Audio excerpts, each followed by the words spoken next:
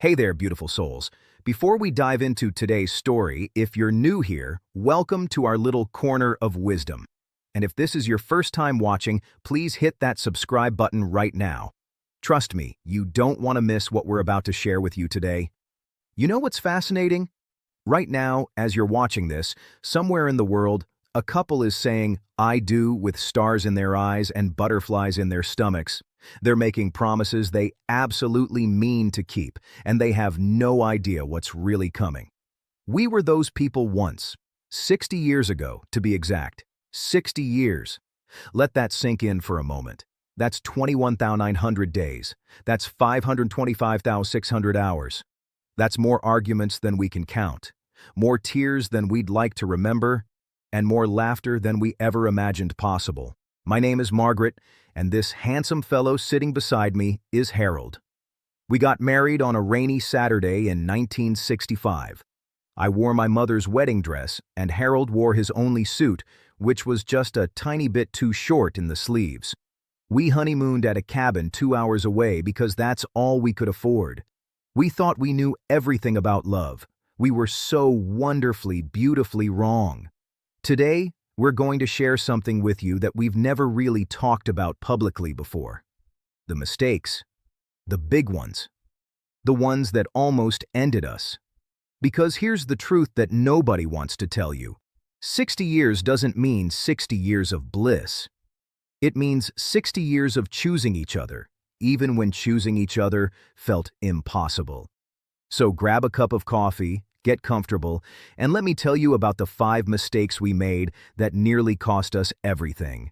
And more importantly, how we learned from them so you don't have to. The first mistake we made was assuming that love was enough. I know. That sounds crazy, doesn't it? Love is supposed to conquer all. Every song, every movie, every greeting card tells us that love is the answer. But here's what they don't tell you. Love is the foundation, not the house. When Harold and I got married, we were head over heels. Ridiculously, stupidly in love. We couldn't keep our hands off each other. We'd stay up all night just talking. Everything he said was fascinating. Everything I did made him smile. We thought that feeling would carry us through anything. Then life happened. Bills piled up. Harold's father got sick. I had a miscarriage. He lost his job. I gained weight and felt ugly. He started drinking a little too much. And suddenly, that feeling of being in love wasn't enough to get us through Tuesday, let alone a lifetime. We had terrible fights during those early years, screaming matches where we said things specifically designed to hurt each other. I once threw a plate at the wall next to Harold's head. He once stayed out all night without calling, just to punish me for something I'd said. We were mean. We were petty, and we kept thinking if we really loved each other, this wouldn't be so hard. But that's the mistake right there. Love is not enough. You need respect. You need communication. You need compromise. You need forgiveness. You need patience. You need the willingness to work on yourself. You need to choose partnership over being right. You need skills, not just feelings. Harold and I eventually learned this the hard way. We learned that on the days when we didn't particularly like each other, we still had to be kind to each other. We learned that love is a verb, not just a noun. It's something you do, not just something you feel. The second mistake we made was keeping score. Oh boy, this one nearly destroyed us completely. For years, maybe even the first 2 decades of our marriage, we kept mental tallies of everything. Everything. I remember thinking, well, I did the dishes 3 nights in a row, so it's his turn. I got up with the baby last night, so he should get up tonight. I sacrificed my career for this family, so he owes me. I was patient with his mother last week, so now he needs to be patient with mine. On and on and on. This endless accounting of who did what and who owed whom. Harold did the same thing. He'd think, I fixed the sink, so she should be more grateful. I work all week, so the weekends should be mine. I didn't complain when she burned dinner, so she shouldn't complain about my mess in the garage. This scorekeeping poisoned everything. Every gesture became a transaction. Every kindness came with an invisible price tag. We weren't partners anymore.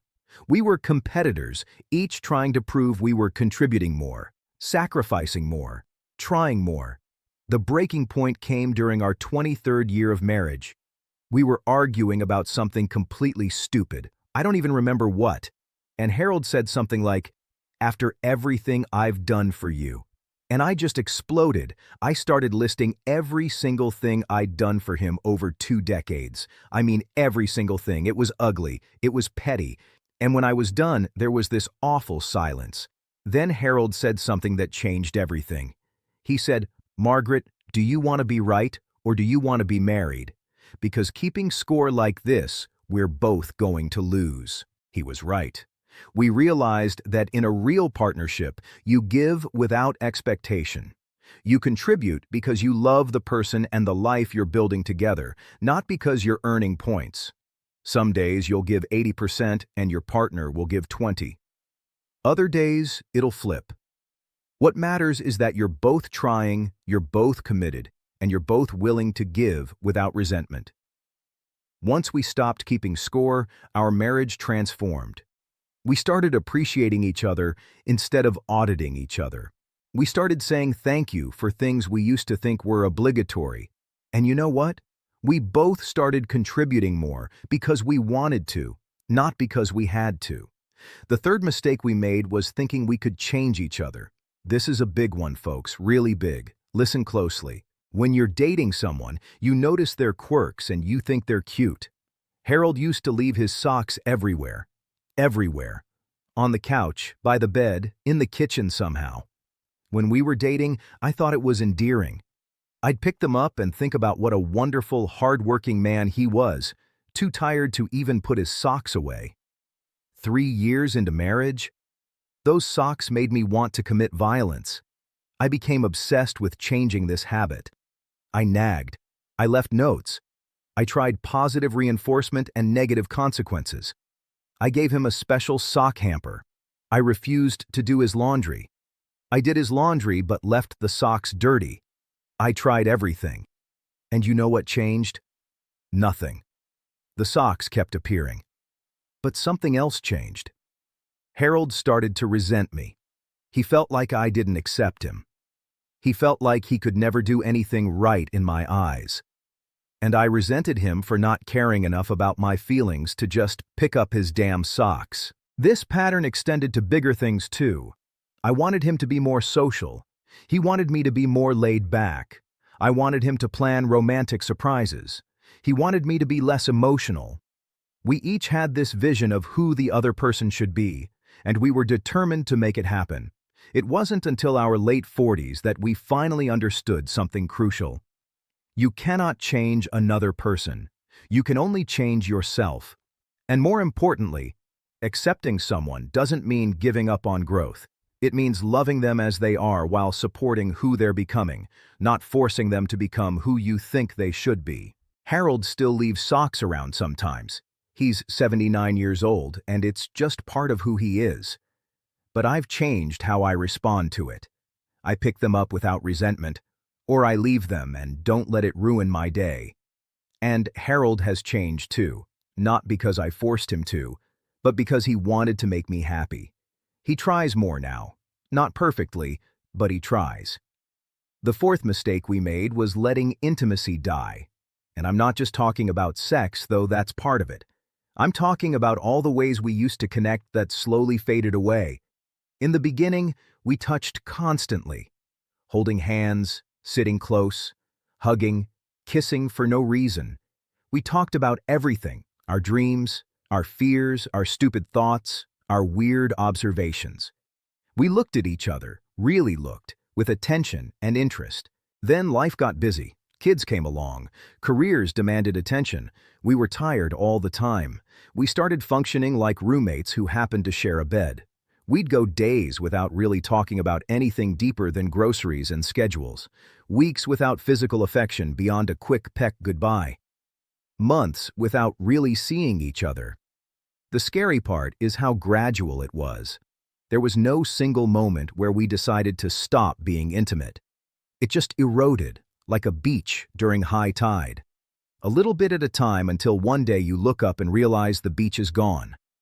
We almost lost each other during those years. We were in our 50s, the kids were grown, and we were living in the same house but leading separate lives. I had my routines, Harold had his. We were polite, we were civil, we were strangers. It was terrifying once we acknowledged it. We had to rebuild intimacy from scratch, like learning a language we used to speak fluently but had forgotten.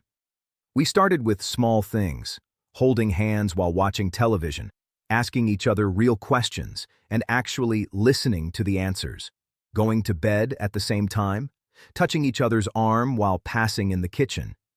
It felt awkward at first, honestly, like we were teenagers again, unsure and self-conscious.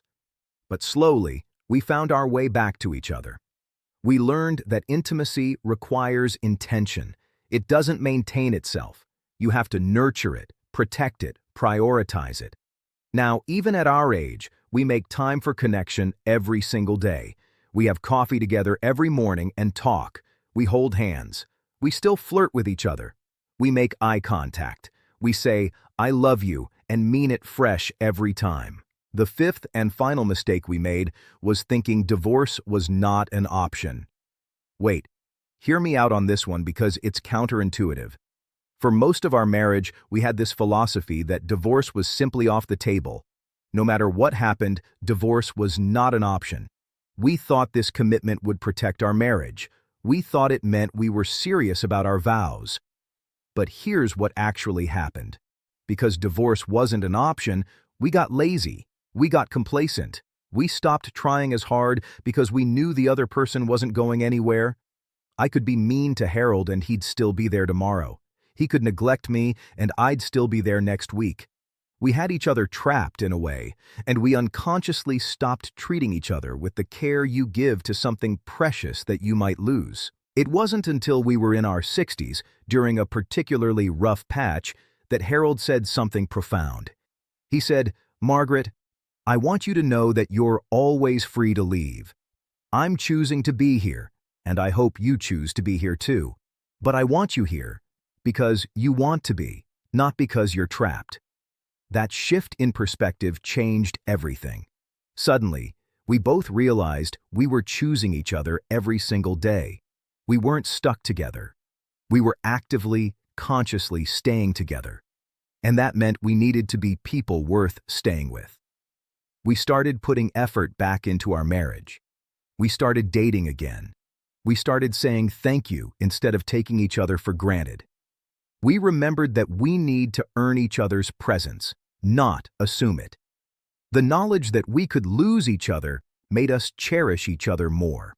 The freedom to leave made us want to stay. And that's been the foundation of our strongest years together. So there you have it. 5 mistakes we made over 60 years of marriage. Assuming love was enough. Keeping score. Trying to change each other. Letting intimacy die. And thinking divorce was not an option.